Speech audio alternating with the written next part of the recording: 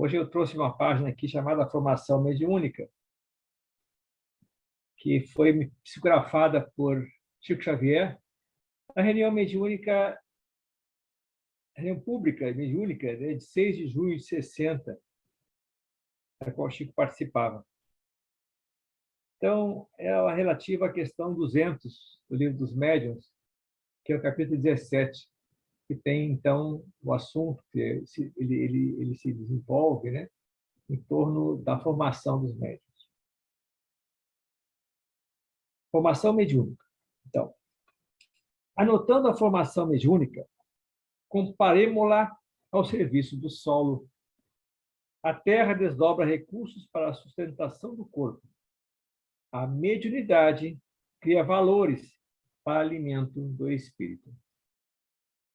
A terra, mesmo quando possuída pela floresta brava, produz de maneira mecânica se lhe atirarmos algumas sementes. Contudo, a lavoura, nesse regime, surgirá em condições anômalas. A mata dominante abafará desertas plantas nasceduras. Animais comparecem na posição de primitivos donos da gleba, injuriando-lhes as folhas. Vermes destruidores ameaçam-nas a cada instante. Enxurrada e sombra constantes constituem-lhes em preço a vida. Mas, se o trato de seiva for cultivado contra a invasão de todo elemento estranho e mantido em trabalho, conseguiremos em breve o celeiro de pão seguro e rico. Também a mediunidade, mesmo quando encravada no psiquismo de alguém que paixões subalternas dominam, produz de maneira mecânica quando se lhe entrega determinado gênero de ação. Contudo, a tarefa nesse regime surgirá em condições anômalas. Tendências infelizes abafarão de certa obra recém-nata. Sentimentos inferiores comparecem na posição de primitivos senhores da da alma, inutilizando-lhe as promessas. Agentes da discórdia ameaçam a cada instante. Lodo moral e perseguição gratuita constituem-lhe em peso a vida. Mas, se a personalidade mediúnica for educada contra a invasão de toda sombra, de ignorância e mantida em serviço, conseguiremos, em breve, o celeiro de luz, seguro e rico. Não há desenvolvimento mediúnico para realizações sólidas sem o aprimoramento da individualidade mediúnica. No caso da terra, o lavrador será mordomo vigilante. No caso da mediunidade, o médium será o zelador incansável de si mesmo. E médium algum se esqueça de que é na terra boa, abandonada, que a praga e a serpente, o espinheiro e a tiririca proliferam mais e melhor. Então, Emmanuel chama atenção para nós aqui que a mediunidade, assim como uma gleba, precisa ser cultivada, né, com valores que nós conhecemos, valores esses que nós encontramos no Evangelho de Jesus. Valores esses que nós precisamos cultivar e transformar em virtudes. Cada vez mais que nós transformamos valores em virtudes, nós podemos ter confiança, ou terão confiança os espíritos em nosso trabalho, em nossa vontade de trabalhar, nossa vontade de produzir com a nossa mediunidade. Porque toda mensagem que virá será aquela, então, mais fidedigna, aquela mais séria, aquela que trará realmente as impressões que eles, os bons espíritos, querem nos passar. Cabe a nós, então, né, mantermos a nossa mediunidade como um canal limpo, um filtro limpo, para que as mensagens cheguem de maneira mais fiel possível àqueles que precisam dela. Chico Xavier é um exemplo disso, né? Ele teve a vida toda pautada em valores. Esses valores eram todos eles refletidos, né, do Evangelho. Chico foi dos médiuns que mais nós temos como exemplo em termos de valores. Valores esses que virtudes floresceram naquele campo fértil, que era, então, esse nosso companheiro de luz, esse missionário que veio até nós trazer as maravilhas, né, que nós recebemos do plano espiritual. Fazer uma prece, então, para iniciar o trabalho de hoje. Vamos agradecer a oportunidade, mais esse dia, mais essa oportunidade, né, para iniciarmos, então, o nosso trabalho no dia de hoje. Alguém gostaria de fazer uma prece? A prece de abertura?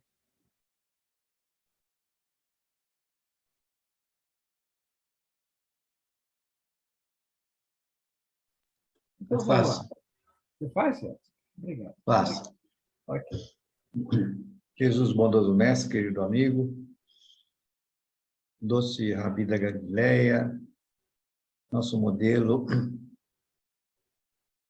aqui estamos mais uma vez, Senhor, imbuídos do desejo de aprender um pouco mais dessa doutrina que tem nos ajudado a caminhar, Senhor, embora ainda sejamos espíritos ainda trôpegos, necessitados, carentes de tudo, Senhor.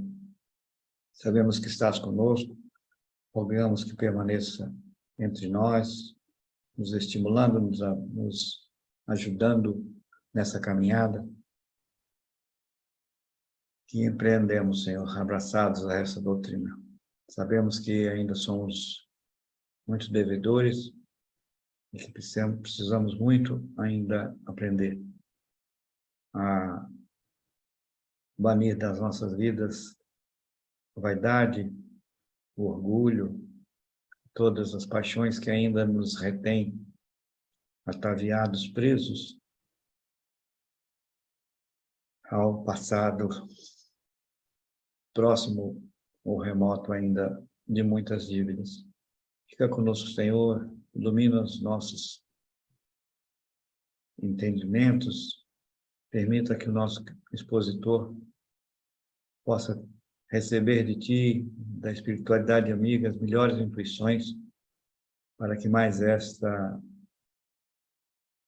matéria, mais este assunto, possa ser útil para cada um de nós, Senhor, que tanto precisamos conhecer. Fica conosco, abençoa-nos e guarda-nos, permita-nos estar juntos sempre aqui, interessados por este aprendizado, Senhor. E assim, agradecido por tudo, pela oportunidade da vida, pela reencarnação preciosa que nos desse a oportunidade de viver mais uma vez no planeta. Damos por iniciado mais uma vez a nossa reunião da noite de hoje. Que assim seja. Que assim seja. Obrigado, Edson. Obrigado pela festa. Vamos, então.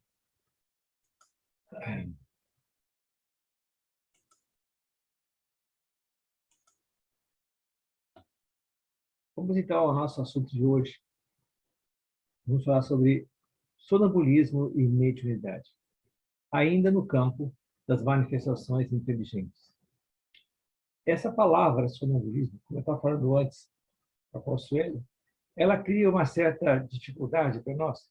Confundimos uma faculdade mediúnica com um transtorno mental que causa, então, uma das coisas que causa é o sonambulismo, né? Então, Kardec usou uma similitude, né? E o sonâmbulo, isso é um ser que, por ter um transtorno mental, ele se dirige, ele se movimenta durante o sono, não é? Mas quando acorda não lembra de nada que fez. É a mesma coisa, então, o sonâmbulo médium, né? Ele desdobra, ele trabalha o plano espiritual e quando retorna não lembra de nada do que fez. Nessa similitude, então, usou-se a mesma designação, né? Sonambulismo. Vamos diferenciar as duas aqui para podermos chegar, então, na conclusão de Kardec. Bom, sonambulismo, né?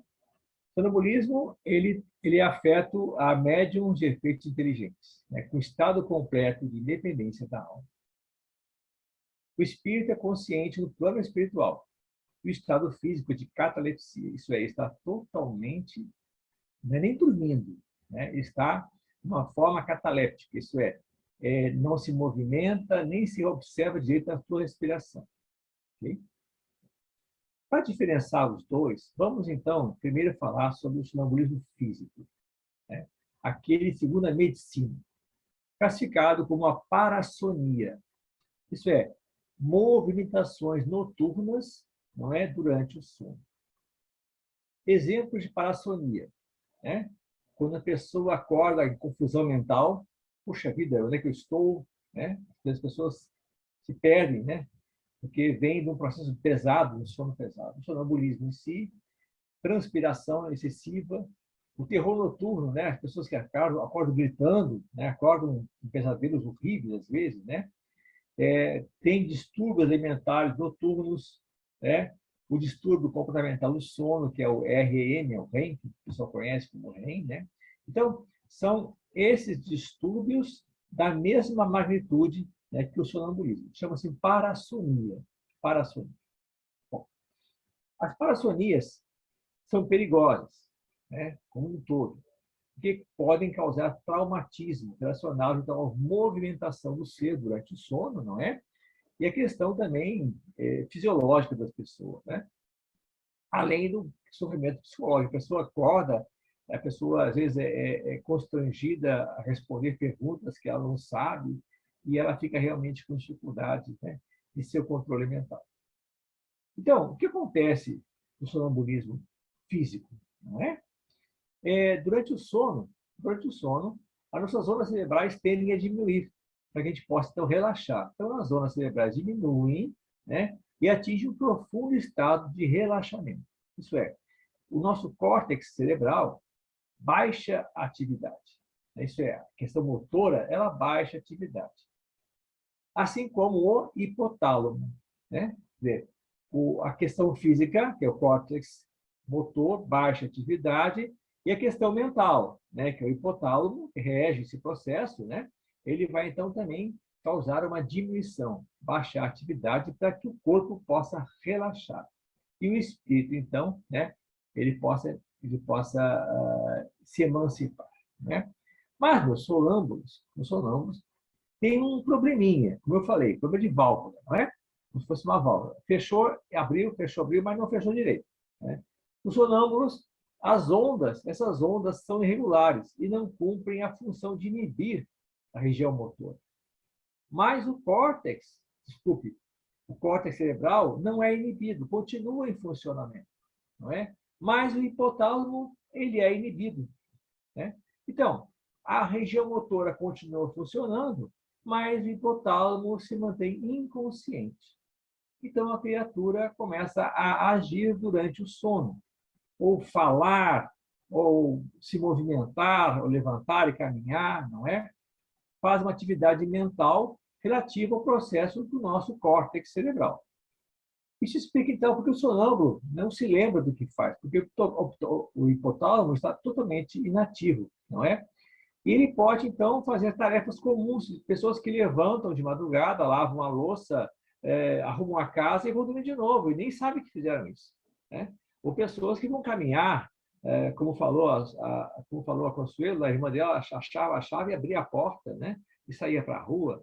É muito perigoso, realmente, esse movimento, né, noturno, não é? Porque eles podem causar agressividade contra pessoas e a si mesmo, né? Podem causar danos, podem cair, podem se machucar, né? Então, a causa desse sonambulismo físico ainda é desconhecido pela ciência, né? E não tem cura ainda, tratamento e cura eficaz. Tem ações preventivas, o médico vai dar ações preventivas, não é? Calmantes, não sei, isso aí eu não conheço bem, mas seria mais ou menos esse trabalho, né? Para esse transtorno mental que é o sonambulismo físico. Agora vamos ver como é que nós o espiritismo, no caso, por meio da ciência espírita, nós podemos entender esse processo do sonambulismo físico, né? é um fenômeno de emancipação da alma, um desdobramento, né? Que é um fenômeno anímico. Então, durante o sono, quando o espírito deixa o corpo, não é? Os sentidos entram em torpor, ele recobra a liberdade, ele se emancipa, não é? E começa a trabalhar. Por quê? Porque o seu córtex, lembrem, o córtex motor está em atividade, mas o espírito também está em atividade, porque o espírito nunca perde atividade, né? Os órgãos materiais entram em catalepsia, isso é, entram em profundo sono, né? Então, somente as prostrações, somente as forças vitais estão funcionando, né? O espírito se desprende, então ele faz com que o corpo trabalhe por ele, porque o espírito não pode trabalhar, né? Ele não consegue, o espírito ele não pode mexer, trabalhar com a matéria. Então ele faz com que o espírito, o perispírito, trabalhe. Então, o seu corpo trabalha em seu lugar. Então ele realmente ele levanta e começa a dirigir, né? Dirigir o corpo como se fosse uma marionete, né? Você vai para lá, vem para cá e começa a brincar com o corpo. Da mesma forma que nós podemos movimentar uma mesa por meio da mediunidade física, não é? O sonâmbulo movimenta o seu corpo para fazer o que ele acha que tem que ser feito. Por isso que obstáculos, ele vê os obstáculos, não passa pelos obstáculos, ele não costuma não cair, costuma agir de uma forma coerente, né, na sua movimentação de uma casa, por exemplo, não é? Acha uma chave, abre a porta, tudo isso é capaz de fazer. Por quê? Porque é sendo comandado pelo seu próprio perispírito, né? Então, esse fenômeno, né, claro, é uma questão mental. Olha só, existe um processo físico, né? Nós temos um problema aí com o córtex cerebral. Ele não baixa a sua atividade. Por isso, então, que durante a emancipação do espírito, do perispírito, né, ele pode, então, trabalhar com o corpo, certo? É uma questão, então, de um transtorno mental que chama-se parassonia. Ok? Bom, vamos falar, então, da participação do perispírito nesse trabalho. Nós sabemos que nós, quando descansamos, quando dormimos, não é? Nós expandimos o nosso perispírito. E o processo, tecnicamente falando, vamos dizer assim, literalmente falando, chama-se emancipação da alma. Foi como Kardec apresentou, né, esse trabalho, que ele chama o espírito encarnado de alma, é o nosso perispírito. A alma é o nosso perispírito, né? Então, a emancipação do perispírito, né? Então, essa expansibilidade é uma das principais propriedades do perispírito. O pensamento e a força de vontade ampliam ainda mais essa expansibilidade. Então, se nós estamos conscientes, no caso do transe mediúnico, né, ou semi-conscientes, nós podemos, então, com a respiração, com o trabalho, com a experiência, expandir cada vez mais o nosso perispírito, né? E por ser o nosso órgão sensitivo, ele percebe coisas que o nosso corpo não percebe. Então, quando ele está expandido, ele pode ouvir, ver, ele pode sentir, não é? Então, esse espectro se propaga em todo o tamanho de sua aura, né? Nós vimos isso aí quando nós vimos o pensamento, né, na criação do nosso campo eletromagnético, a nossa aura. Então, onde tocar a nossa aura, nós temos essa percepção conosco, né? Então, o perispírito sente tudo isso aí, né? Então, o sonâmbulo pode ver, enxerga com os olhos do perispírito. Ele pode, então, direcionar esse processo de uma forma coerente. Ok? Muito bem. Como faculdade mediúnica, o sonambulismo pode ser espontâneo ou provocado. Espontâneo é quando o médium, né, entra em transe e, naturalmente, sem nenhuma influência exterior, né, ou artificial, como fala ali, ele se emancipa, né? E o corpo permanece em catalepsia, né? Como dormindo, mas um sono muito profundo, Ou pode ser provocado, quando o médium, o médium magnético, não é? Faz com que ele se emancipe, né? O médium já tem essa capacidade de sonambulismo, já tem essa faculdade, e ele pode ser auxiliado, né, com outro médium ou com outro, ou mesmo espírito encarnado, né, que promova, então, essa ação magnética para que ele possa mais facilmente se emancipar do seu corpo. E o corpo físico, então, permanece em catalepsia nos dois casos. Bom, um dos casos, e para nós caracterizarmos mesmo o sonambulismo, né, porque tem muitos médiuns que se desdobram durante o trabalho mediúnico, não é? E trazem as comunicações do plano espiritual, certo? Ou comunicações do plano espiritual, ou mesmo, né? Eles se fazem como médiuns de espírito, não é? Mas eles têm consciência quando retornam ao corpo físico. O sonâmbulo não. O sonâmbulo, quando retorna ao corpo físico, ele não esquece nada. Ele não lembra de nada do que ele viu, do que ele fez, do que ele falou durante o trabalho que ele esteve presente. Por isso, então, chama-se sonâmbulo, né? Por isso, então, essa similitude de nomes Kardec usou, porque o sonâmbulo, quando retorna ao corpo, o sonâmbulo físico, né, aquele que tem a parassonia, ele retorna ao corpo e não lembra de nada, assim como o sonâmbulo mediúnico, quando retorna ao corpo, não lembra de nada, né? O perispírito é totalmente independente, né? Então, ele transmite o que vê, ele passa por situações no plano espiritual, transmite o que vê, se comporta como condutor, comunicando ao seu corpo tudo que está sentindo. Frio, calor, descreve o ambiente que ele está, as pessoas que ele se encontra. Então, ele também pode trazer comunicações, né? A depender do seu maior ou menor desenvolvimento, da sua clarividência sonambúlica, isso é a forma de se comunicar, não é? E que depende muito da sua organização física, né? Depende muito da organização física, né? Depende muito da situação em que ele se encontra, não é? Depende muito da condição com que ele é, né? Para que ele possa, então, ter uma comunicação, trazer uma comunicação realmente fidedigna, né? Do que está se passando lá. Exige experiência, né? E trabalho também, né? Então, ele descreve o seu ambiente, ele descreve os locais em que ele está, não é? Que seria o fenômeno da clarividência, não é? E pode experimentar todas as ações, né, que existe no local, como eu falei antes, né? Muitas vezes, não é? Ele ativa processos anteriores, sua bagagem anterior, né? Conhecimentos anteriores, que estão arquivados na sua memória, a memória, né, o inconsciente, né?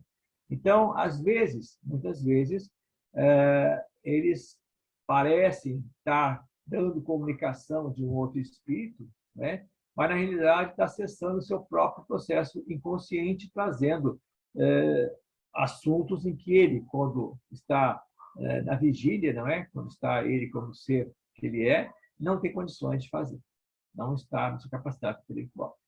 Então, o sonâmbulo é esse médium especial, né? Muito especial, e que é um médium que seria ideal para os trabalhos, dependendo da sua educação mediúnica. Por que isso que eu falo isso, educação mediúnica? André Luiz cita, no livro Dos Obreiros da Mediunidade, o caso do sonâmbulo, médium sonâmbulo. Ele é um médium ainda muito inexperiente, e uma pessoa, e como ser, né, não busca valores, não cultiva os valores espirituais.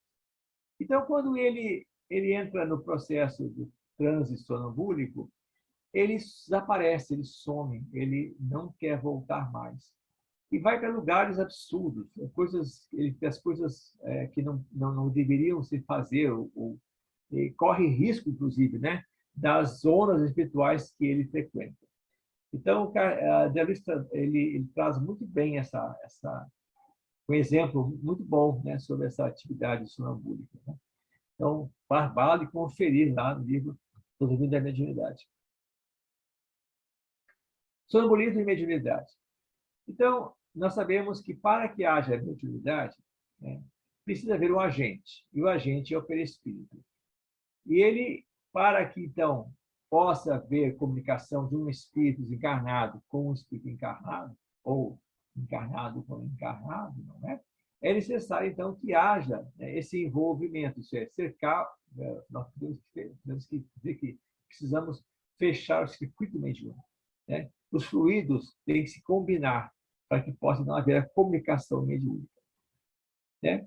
Da mesma forma, então, né, nós temos a questão da expansibilidade. Quando nós expandimos mais o nosso perispírito, mais facilmente nós podemos combinar esses fluidos com o médium que vai se comunicar.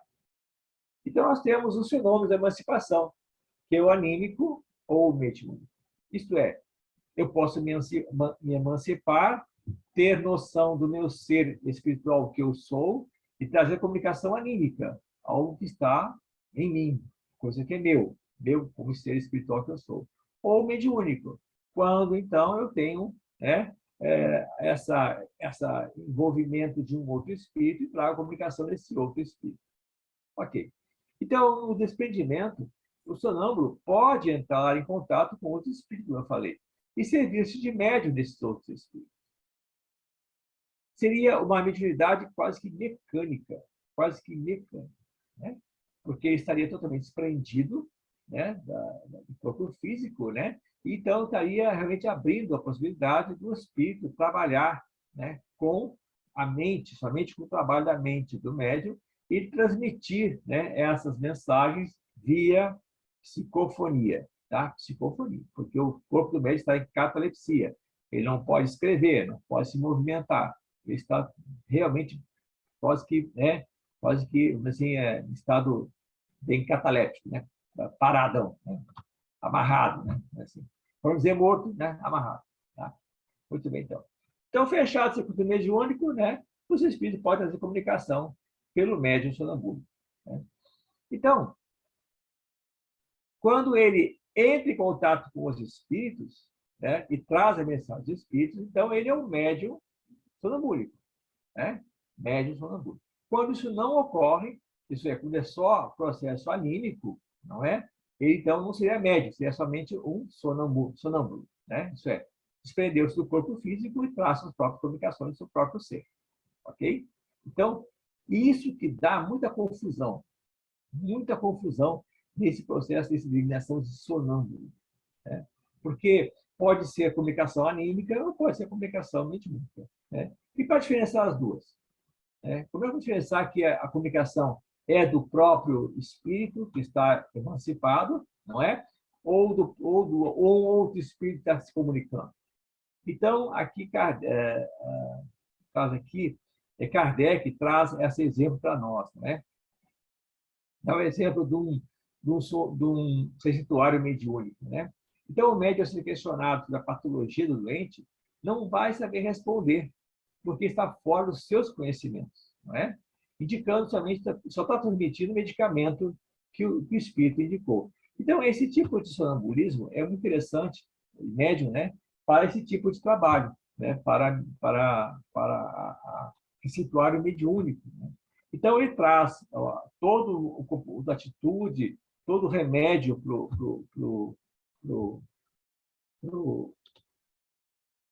o paciente. Mas se perguntar para ele o que ele tem, ele vai responder por ele. O espírito quer responder por ele. Para dizer o que ele tem. Ok? Então, não podemos diferenciar. O exemplo que Kardec dá para diferenciar o que seria o anímico e seria o mediúnico. Não é? Okay? Então, na mediunidade sonambúlica, a sintonia também é muito importante para a prática da mediunidade. Tem que haver sintonia. Se não houver sintonia, não temos, então, a comunicação mediúnica.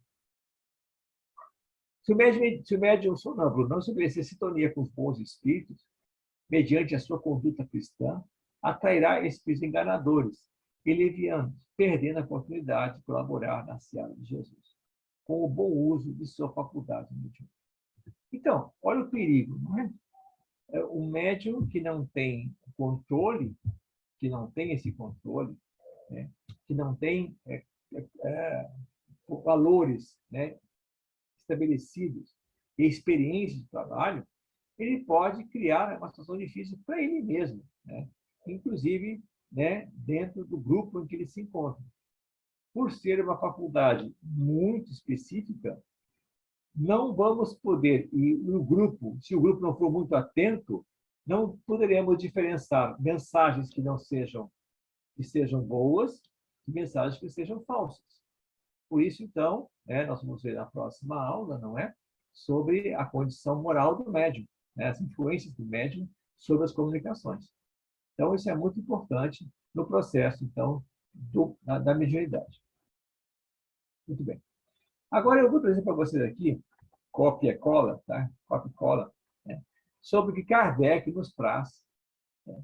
No capítulo 14, itens 172 a 174, sobre esse tipo de mediunidade. Pelo que eu percebi, ele usou muito de médiuns sonambúlicos para o seu trabalho, porque seria, então, uma forma muito fácil, muito melhor do que um médium, não é? Somente psicofônico, intuitivo, né? Então, o médium sonambúlico seria um médium muito mais de muito mais condições de traduzir a real saber, a real instrução que os espíritos têm a dar, né? Então, diz Kardec, pode-se considerar o sonambulismo uma variedade da faculdade mediúnica, ou melhor, são duas ordens de fenômenos que frequentemente se acham reunidos. Então, nós temos um fenômeno anímico em comunhão com o fenômeno mediúnico, né? É uma variedade da faculdade mediúnica, né? O sonâmbulo age sob influência do seu próprio espírito, e é o perispírito, no momento de emancipação, vê, ouve e percebe fora os limites dos sentidos. Então, ele, o próprio espírito do médium, que vai enxergar e ver fora dos limites, né, que está circunscrito o seu próprio entendimento, né, sua própria consciência. Assim. O que ele externa, ele tira de si mesmo. Né? Suas ideias são, em geral, mais justas do que o estado normal. Seus conhecimentos mais dilatados do que tem livre a alma. Então, eu só conheci uma pessoa que é meio bronca, exemplo, né? Meio bronca, né? E ela é um médium, ele é um sonâmbulo, mediunicamente falando, sonâmbulo, não é? Quando ele der a comunicação, ele vai falar melhor, ele vai ter atitudes melhores. Por quê? Ele vai tirar o processo mental dele, que é mais limitado, não é? E abrir suas percepções espirituais, né? Uma palavra, então, esse médium vive antecipadamente a vida dos espíritos. O médium, ao contrário, é instrumento de uma inteligência estranha. No caso, o sonâmbulo, não é? Agora, o sonâmbulo como médium sonambúlico, não é? É instrumento de uma inteligência estranha. Ele é passivo. E o que diz não vem de si. Então, o anímico, ele acessa a consciência e traz algo que traz de si mesmo. Quando ele, então, é instrumento de uma inteligência estranha, ele é passivo. Então, ele recebe, né, instruções e comunicações de outra mente, de outro espírito. Então, o sonâmbulo exprime o seu próprio pensamento, enquanto que o médium exprime de outro, né? Mas o espírito comunica, né, com o médium, com o médium comum, também pode fazer com o sonâmbulo, dá a si mesmo que, muitas vezes, o estado de emancipação da alma facilita essa comunicação, como eu falei antes, né? Então, ele é emancipado, ele, como ser espiritual que é, mais facilmente se dá essa ligação dos fluidos do médium com os fluidos do espírito comunicante. Muitos sonâmbulos veem perfeitamente os espíritos e descrevem com tanta precisão como os médios videntes. Pode confabular com eles, transmitindo os seus pensamentos. O que dizem fora do âmbito de seus conhecimentos pessoais lhes é com frequência sugerido por outros espíritos. Então, é um fenômeno anímico. Então, os espíritos, por ele, se comunicam, né? A lucidez sonambúlica é uma faculdade que se radica no organismo e que impede, em absoluto, da elevação, o adiantamento e mesmo estado moral do indivíduo, né? Quer dizer, como o sonâmbulo não participa do processo como um todo, ele aprende muito pouco com isso. Vocês podem me entender assim? Por exemplo, quando eu, médium, sou intuitivo, né? Então, eu recebo a comunicação. Eu estou falando ou escrevendo, não é? E estou vendo, entendendo, né, o que eu estou falando e o que eu estou escrevendo. O médium sonambúlico não. Ele não tem noção do que ele falou, noção do que ele viu. Então, ele não pode se elevar com essa mediunidade.